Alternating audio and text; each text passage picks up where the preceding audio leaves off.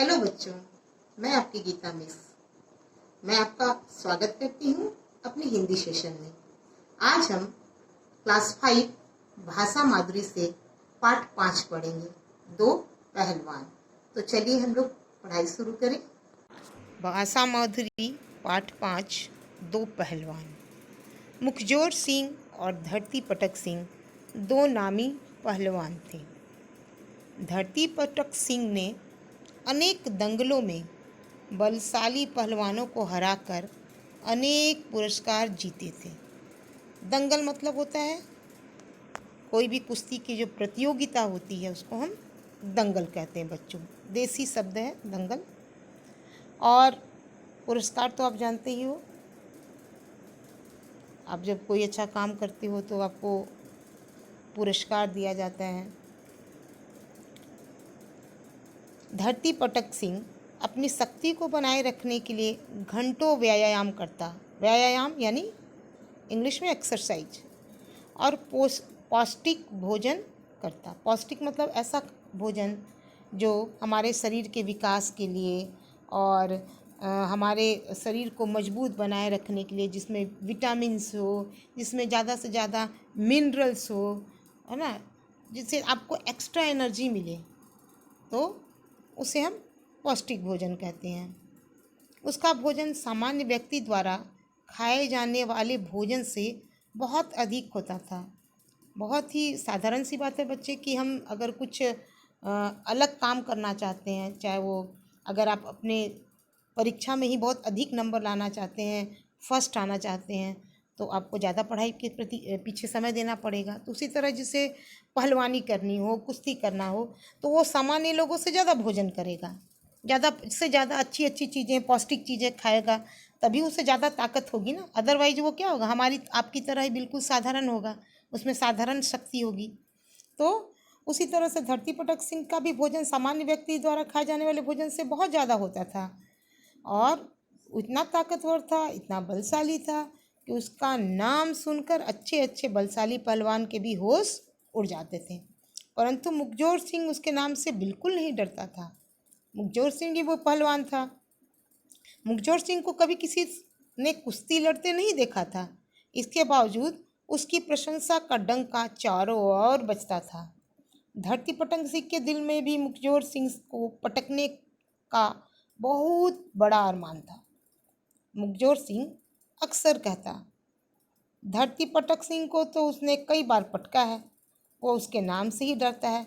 अब मुखजोर सिंह और धरती पटक सिंह आपस में कभी दंगल नहीं किए हैं, कभी उन्होंने आपस में कोई कुश्ती नहीं की, लेकिन फिर भी मुखजोर सिंह अक्सर ये डींगे हाँकता कि धरती पटक सिंह उसने कई बार पटका है और वह उसके नाम से डरता है। अब मुखजोर सिंह की डींग और सेखी भरी बातें सुन सुनकर एक दिन धरती पटक सिंह कुश्ती लड़ने के लिए उसके घर की ओर चल पड़ा कि आज अब हम इतना जो डींगे हाँकते रहता है, चलो आज देख ही लेते हैं कि ये कितना बड़ा पहलवान है। अब धरती पटक सिंह ने रास्ते में रुककर, जब वो जा रहा था मुखजोर सिंह के घर की ओर, तो एक ढाबे पर रुककर उसने खाना खाया।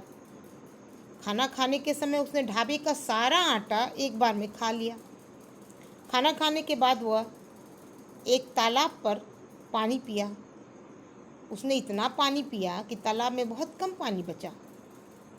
पेट जब उसका भर गया, खाना भी खा लिया, पानी भी पी लिया, तो उसने डकार ली और तालाब के किनारे ही लेट गया। कुछ ही देर में चूंकि उसका पेट भर गया था, उसकी भूख प्यास शांत हो गई थी, उससे गहरी नींद आ गई। उस तालाब पर प्रतिदिन एक हाथी पानी पीने आता था। उस दिन तालाब में पानी कम देखकर हाथी बहुत क्रोधित हुआ। तभी उसे वहाँ एक आदमी सोता हुआ दिखाई दिया। वह गुस्से से चिंघाड़ा। उसकी चिंगाड़ सुनकर धरती पटक सिंह की आंखें खुली। वह तुरंत उठा, हाथी की सूंड को बगल में दबाकर मुखजोर सिंह के घर की ओर चल पड़ा। मुखजोर सिंह के घर के सामने पहुंचकर वह जोर से चिल्लाया, मुखजोर सिंह, मेरे डर से कहाँ छिपा है? हिम्मत है तो सामने और मुकाबला कर, नहीं तो मेरे पांव छूकर माफी मांग। मुखजोर सिंह ने धरती पटक सिंह की आवाज़ सुनी तो डर के मारे पिछले दरवाजे से भाग गया। उसके जाने के बाद उसकी पत्नी ने ऊंचे स्वर यानी ऊंची आवाज में घर के भीतर से कहा, वे घर पर नहीं हैं, पहाड़ ढकेलने गए हैं, 8-10 दिन में आएंगे।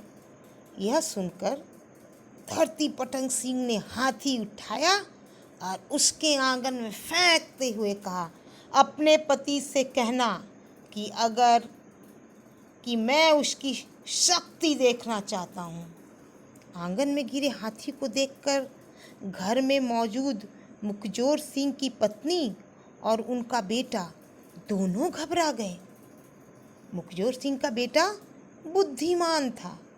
वह अपने को संभालते हुए ऊंचे स्वर में बोला, माँ, यह पागल आदमी कौन है? इसने हमारे आंगन में चूहा क्यों फेंका है? इस चूहे का मैं क्या करूं?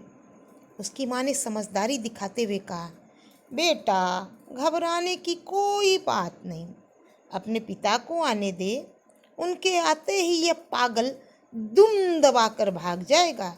इस चूहे को झाड़ू से बाहर कर दे। अब यहाँ पर हाथी को मुखजोर सिंह की पत्नी चूहा बता रही है। अब सोच लीजिए उन लोग कितने बड़े डींग हाँकते हैं। आंगन में झाड़ू की आवाज़ धरती पटक सिंह के कानों में पड़ी। इसके बाद फिर मुखजोर सिंह के बेटे का स्वर उभरा, माँ, यह चूहा तो नाली में गिर गया।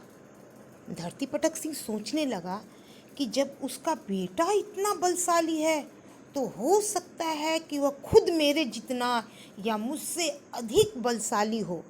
यह सोचकर वह थोड़ा भयभीत हुआ।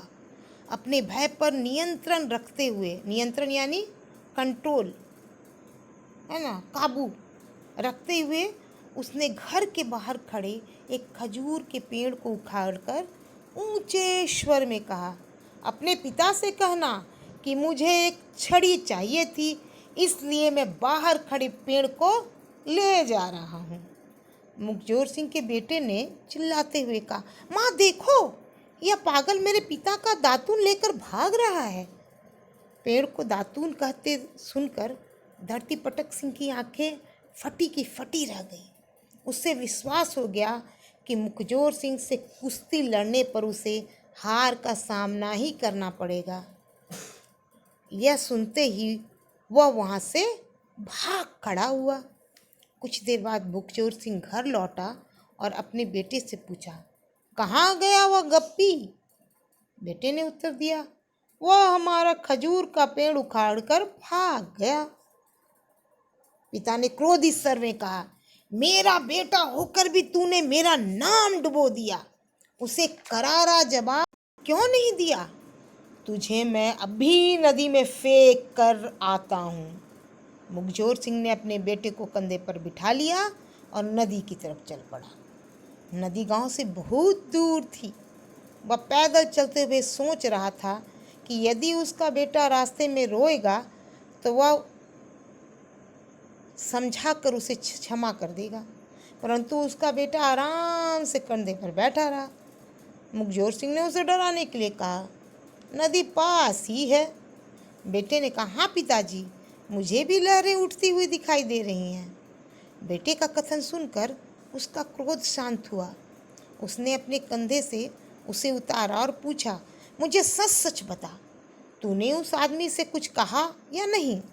बेटे ने उत्तर दिया, मैंने उसे कुछ नहीं कहा, परंतु अपनी माँ से यह कहा था कि एक पागल आदमी मेरे पिता की दातून लेकर भाग रहा है। मुखजोर सिंह ने उसकी पीठ थपथपाते हुए पेट कहा, बेटे, एक दिन तू दुनिया में अवश्य मेरा नाम रोशन करेगा। तो आपने यहाँ देखा इस कहानी में कि किस तरह से मुखजोर सिंह की पत्नी और बेटा ने अपनी बुद्धिमानी से बिना किसी उठापटक के, कुश्ती के, दंगल के अपने पिता के प्राणों की भी रक्षा की और उसका नाम भी डुबाने से बचा लिया। पाठ 5 दो पहलवान से हम देखेंगे प्रश्नोत्तर के प्रश्न। पाठ में से प्रश्न संख्या 1, धरती पटक सिंह अपनी शक्ति बनाए रखने के लिए क्या क्या करता था? उत्तर, धरती पटक सिंह अपनी शक्ति बनाए रखने के लिए घंटों व्यायाम करता और पौष्टिक भोजन करता। प्रश्न संख्या 2, मुखजोर सिंह अपने घर से क्यों भाग गया? उत्तर, मुखजोर सिंह धरती पटक सिंह की आवाज़ सुनकर डर के मारे अपने घर से भाग गया। प्रश्न 3, हाथी को आंगन में गिरा देखकर माँ ने क्या कहा? उत्तर, हाथी को आंगन में गिरा देखकर माँ ने कहा, इस चूहे को झाड़ू से बाहर कर दो। प्रश्न संख्या 4, मुखजोर सिंह ने अपने बेटे को नदी में फेंकने की बात क्यों की?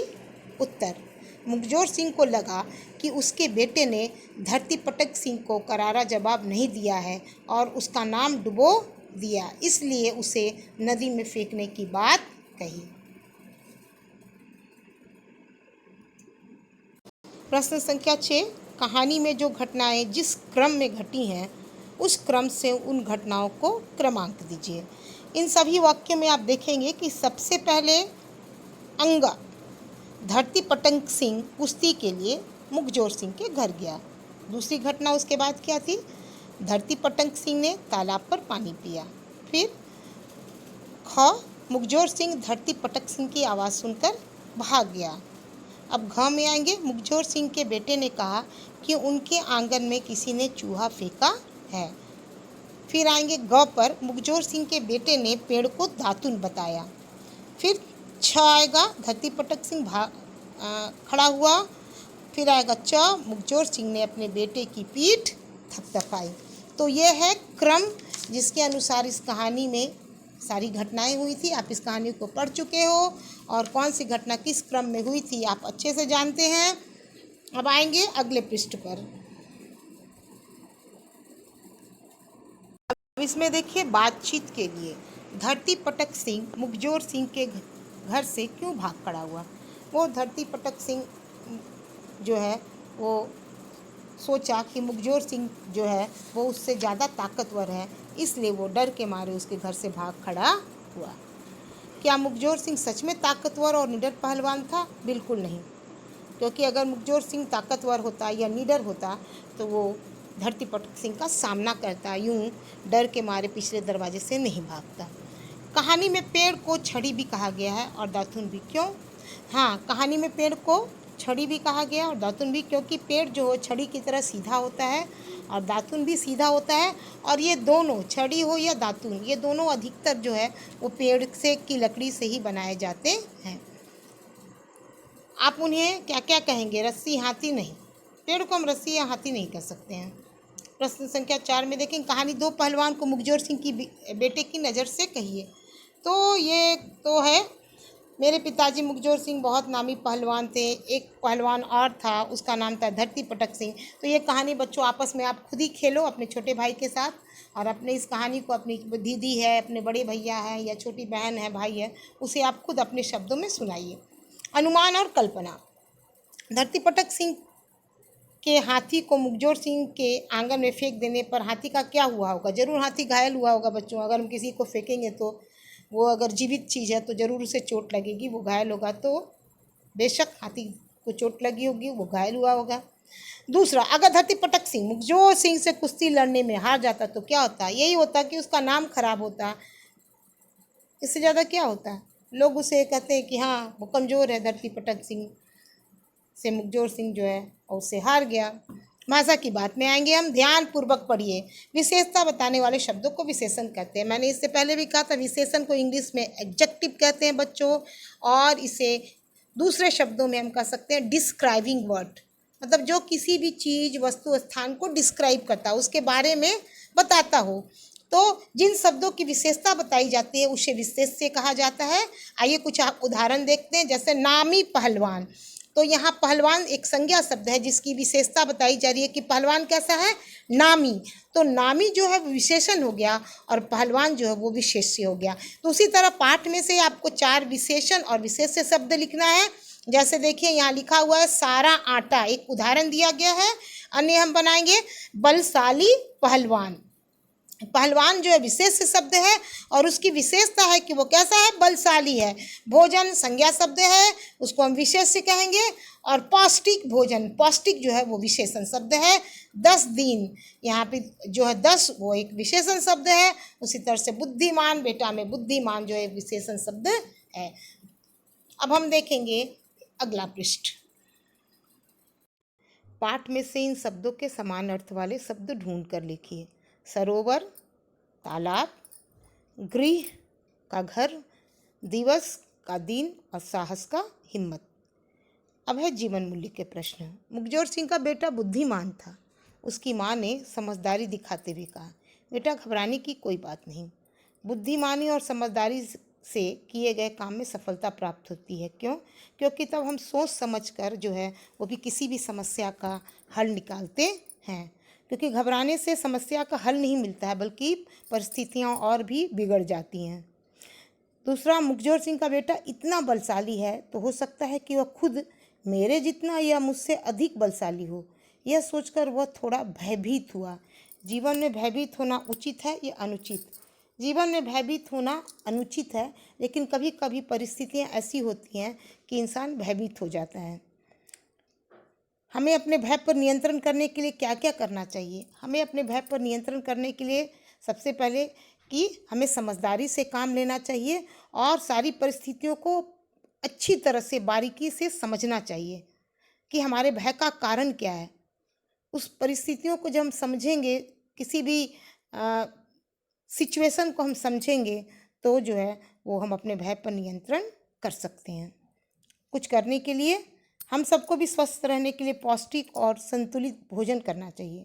पौष्टिक भोजन में कौन कौन से पोषक तत्वों का होना जरूरी है, वे हमें क्या क्या खाने से मिलते हैं, नीचे दी गई तालिका में लिखिए। तो पोषक तत्वों के नाम और वो खाना जिसमें पाए जाते हैं। पोषक तत्व हैं कार्बोहाइड्रेट जो हमें मिलता है गेहूँ, चावल, केला, शहद, चीनी। प्रोटीन मिलता है हमको, आप जो भी दाल खाते हो, अंडा है, दूध है, सोयाबीन। विटामिन ए गाजर, पनीर, हरी सब्जियां।